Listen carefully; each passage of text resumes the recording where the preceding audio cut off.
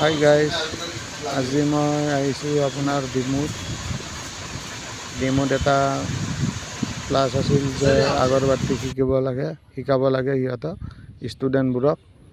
আৰু ইয়াতে আগৰবাতি বুলি নহয়, কেক বনোৱা, বিউটি পাৰ্লাৰৰ, কাটিং মেচিন, বহুত কিছুমান সেয়া আছে, আপোনালোকে শিকিব পাৰে।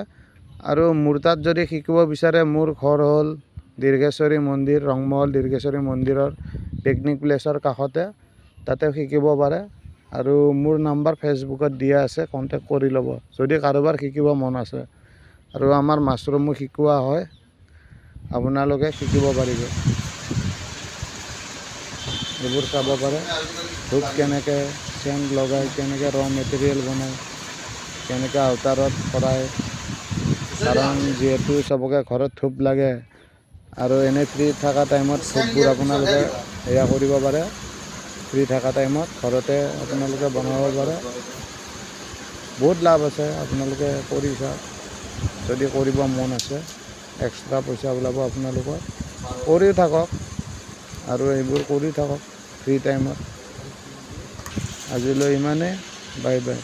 মোৰ এড্ৰেছটো হ'ল ৰংমহল নাজিৰাঘাট, আৰু মোৰ ফাৰ্মখন আছে আপোনাৰ দীৰ্ঘেশ্বৰী মন্দিৰৰ দলঙৰ তলত, বাবা মাছৰুম ফাৰ্ম।